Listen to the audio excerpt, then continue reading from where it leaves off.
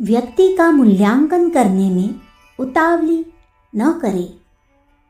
महाराज जनक के द्वार पर एक विचित्र सा व्यक्ति आकर ठहरा और द्वारपाल से कहा कि महाराज को सूचित कर दो कि एक पर्यटक आपका साक्षात्कार करना चाहता है। द्वारपाल उस विचित्र व्यक्ति को देखकर दूसरे साथियों के साथ जोर से हंस पड़ा। टेढ़ा, कुबड़ा, काला, कुरूप, नाटा और नंगा भला देखकर कोई क्यों न हंस पड़ता।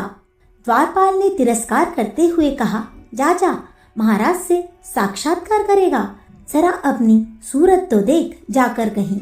आगंतुक द्वारपाल की बौद्धिक योग्यता तथा तदनुकूल शिष्टाचार एवं सभ्यता का अनुमान रखता ही था। उसकी बात का बुरा न माना और फिर कहा, आप जरा जाकर खबर तो कर दे, आगे महाराज की इच्छा मिलने की अनुमति दे या न दे, सूचना करना आपका कर्तव्य है, उसे पूरा करिए।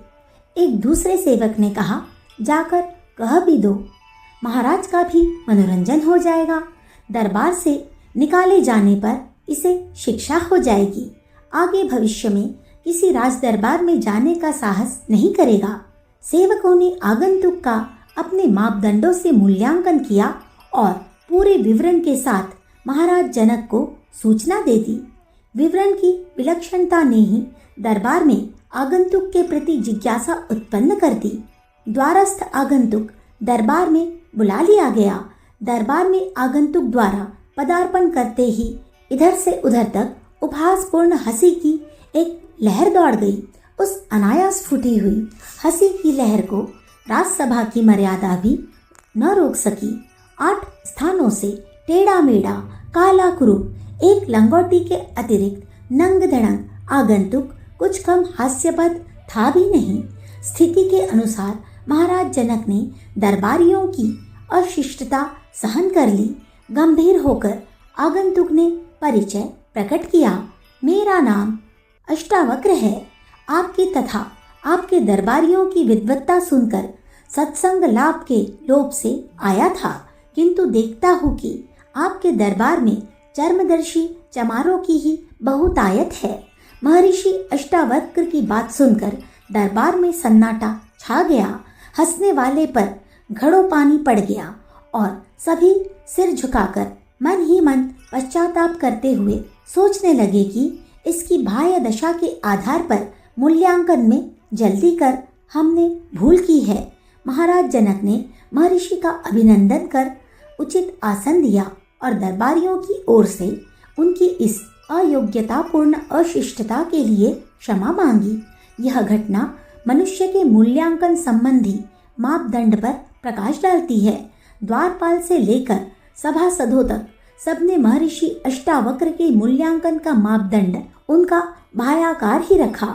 उन्होंने यह विचारने की बुद्धिमानी नहीं की कि हो सकता है इस टेढ़े तिरछे शरीर में कोई गहन विद्या, महान तेज और उज्जवल आत्मा निवास कर रही हो और इस प्रकार दृश्य आधार पर किया हुआ इसका अवमूल्यन उक्त गुणों का अपमान सिद्ध हो, क्योंकि मूल्य आकार का नहीं आचार विचार का होता है।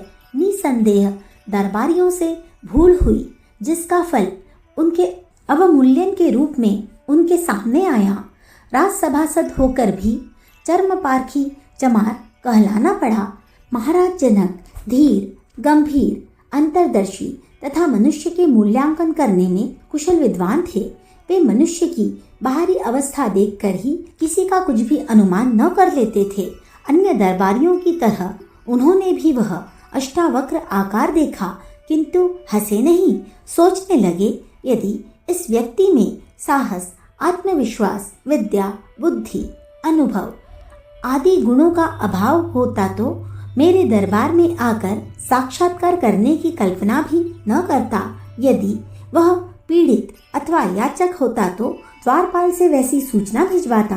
वंचक अथवा मूर्खों की इस दरबार में गम्य कहाँ, और यदि संयोगवश ऐसा हो भी तो 2 शब्दों में ही प्रकट हो जाएगा। किसी के प्रति बिना परखे हीन या ओछे भाव बना लेने की अमानवीय मूर्खता क्यों की जाए। महाराज जनक का अनुमान ठीक निकला और वे मनुष्य के ऊंचे पारखी सिद्ध हुए।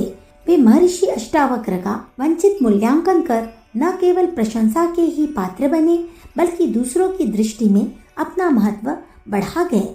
आकार प्रकार का नहीं, मनुष्य का वास्तविक मूल्य उसके गुणों एवं आचार विचार का होता है। बाहर के आधार पर मूल्यांकन करने वाले धोखा तो प्रायः खाया ही करते हैं।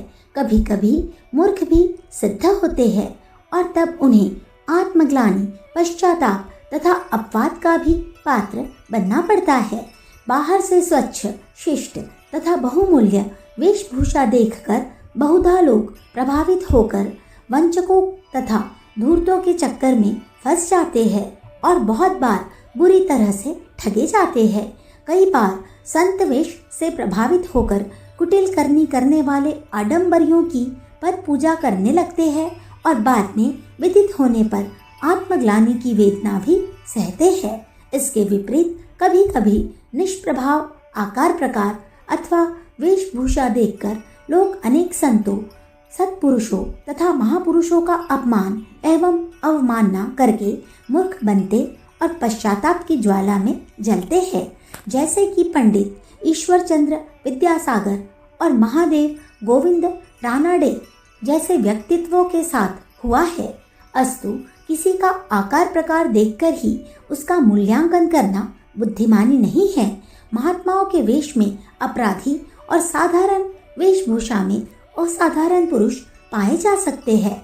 इस उलझन का हल यही है कि जब तक आवश्यकता अथवा प्रेरणा न हो, यूं ही किसी के मूल्यांकन करने के लिए उत्सुक नहीं होना चाहिए। मनुष्य का मूल्यांकन एक अर्थ रखता है, केवल बौद्धिक कौतुक अथवा कौतूहल मात्र नहीं। आवश्यकता के अवसर पर ही मूल्यांकन करने का प्रयत्न कीजिए और यथासाध्य सही तथा ठीक रहने की कोशिश कीजिए। किसी की बाह्य कृति कैसी भी हो, उसे मूल्यांकन का मापदंड न बनाइए।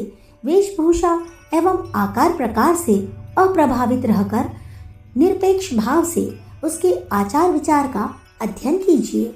यदि उसके गुण मनुष्यता की कसौटी पर खरे सिद्ध होते हैं, वह अंदर से महामना एवं आदर्श पुरुष सिद्ध होता है, तो अवश्य ही आपके आदर का अधिकारी है। उसे आदर दिया ही जाना चाहिए और यदि वह उस कसौटी पर खोटा उतरता है तो निश्चय ही उपेक्षा का पात्र है।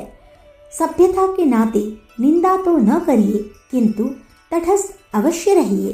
फिर वह कितनी ही आकर्षक वेशभूषा का अथवा रूपवान क्यों न हो, इसे मनुष्य के मूल्यांकन की सही विधि कहा जा सकता है। किसी के मूल्यांकन में उतावली करना मनुष्य की आंतरिक शुद्धता का घोतक है।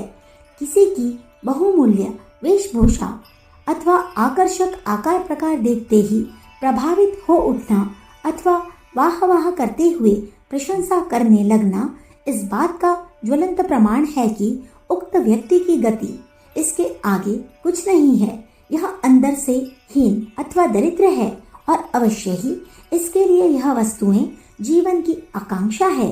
या तो वह इनके लिए ललायित है अथवा यह स्वयं ही इस प्रदर्शन परक मनोवृत्ति का रोगी है।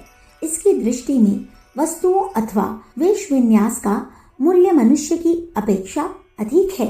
ऐसी हीन तथा ओछी मनोवृत्ति वाले ही अनाकर्षक वेशभूषा के आधार पर गुणी व्यक्तियों तक पर दांत बिचकाने और मुंह बनाने लगते हैं और इन सिद्धांतों को चरितार्थ करते हैं कि गुणी का मूल्य गुणी ही समझता है, मूर्ख नहीं। किसी का मूल्यांकन करने से अपना स्वयं का भी मूल्यांकन हो जाता है। जो जैसे होता है वह उसी प्रकार के व्यक्तियों से प्रभावित, प्रसन्न तथा उन्हीं का प्रशंसक हुआ करता है। एक अव्ययी व्यक्ति किसी मितव्ययी का सही मूल्यांकन नहीं कर सकता। प्रदर्शनकारी के लिए यह संभव नहीं कि वह सरलता, सादगी तथा समानता की प्रशंसा कर सके। बेईमान व्यापारी ईमानदार व्यवसायी को मूर्ख अथवा असहयोगी ही कहेगा। उच्च श्रृंखल छात्र शिष्ट तथा अनुशासित छात्र को बुद्ध समझकर उनकी खिल्ली उड़ाया करते हैं।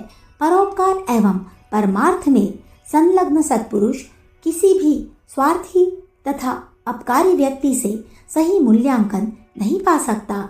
इस प्रकार जो व्यक्ति स्वयं जिस प्रकार का होता है उसी प्रकार के गुणी दुर्गुणी व्यक्तियों से प्रभावित होकर उनका अपेक्षाकृत बहुमूल्यन किया करता है। अतः आवश्यकता है कि किसी का गलत मूल्यांकन करते ही हमारी असली तस्वीर सामने आ जाएगी। साथ ही वह एक सामाजिक एवं नैतिक अपराध होगा।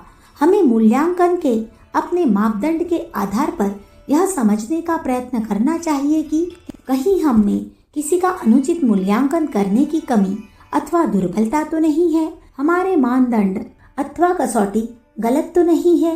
यदि ऐसा है तो तुरंत सुधार कर लेना चाहिए, अन्यथा खोटी कसौटी के आधार पर समाज में हमारे स्वयं का मूल्य घट जाएगा, जिसका परिणाम क्षोभ, ग्लानि, आत्महीनता अथवा अशांति और असंतोष के रूप में सामने आएगा। सज्जनों के प्रति द्वेष और गुणियों के प्रति ईर्ष्या की अकल्याणकारी भावना का शिकार बनना पड़ेगा। बहुत से व्यक्ति किसी का सुंदर व्यक्तित्व देखकर पानी पानी हो जाते हैं, उसे कोई प्रतिभाशाली व्यक्ति मान लेते हैं और असुंदर व्यक्तियों को बुद्धू तथा अतेजस्वी अनुमान कर लेते हैं। वे यह नहीं समझ पाते कि ढाक का सुंदर फूल निर्गंध हो सकता है और चंपा का असुंदर फूल पूरी वाटिका को सुरभित कर देता है। हर चमकने वाली वस्तु सोना और हर मैली धातु लोहा ही है, ऐसा संभव नहीं। इसका ठीक ठीक पता तो परख के बाद ही लगाया जा सकता है। अस्तु दर्शन मात्र से ही किसी का बहुमूल्यन अथवा किसी का अवमूलन करना अविवेकपूर्ण व अन्यायपूर्ण अभ्यास है। यदि हम इस प्रकार के अयोग्य अभ्यास के दोषी है तो शीघ्र ही अपना सुधार अपेक्षित है, जिसे कर ही लेना चाहिए। इसी प्रकार धन वैभव से प्रभावित होते लोगों को देर नहीं लगती। धनी व्यक्ति को देखते ही उसके बहुमूल्यन में मन ही मन श्रद्धा के फूल चढ़ाने लगते हैं। ऐसे लोग यह नहीं देख पाते कि उसने जो यह प्रचुर संपत्ति संचय की है, इसमें इसने किस रीति नीति का आधार लिया है। निश्चय ही अपार संपत्ति का संचय सन्मार्ग से नहीं हो सकता। ऐसी दशा में किसी धनी का धन मात्र देखकर बड़प्पन अथवा प्रतिष्ठा की भावना से मूल्यांकन करना कहाँ तक उचित है, जब वह आय व्यय के अनुचित मार्गों के कारण मिट्टी के भी मोल का नहीं। वस्तुओं अथवा आकार प्रकार के आधार पर व्यक्ति का मूल्यांकन करना उसके साथ अन्याय करना है, क्योंकि ऊपरी मूल्यांकन उस वस्तु अथवा आकार प्रकार का ही होता है, व्यक्ति का नहीं। व्यक्ति एवं वास्तविक व्यक्तित्व पदार्थ तथा आकार प्रकार से परे है। मूल्यांकन यदि करना ही है तो उसी का करना चाहिए, उसकी साधन सामग्री अथवा आकार प्रकार का नहीं। अखंड ज्योति, जनवरी सन 1967, पृष्ठ संख्या 15, 16, 17। हमारे YouTube चैनल विचार क्रांति दूत अखंड ज्योति पत्रिका को सब्सक्राइब करें एवं अगली वीडियोस प्राप्त करने के लिए बेल आइकन दबाएं। धन्यवाद।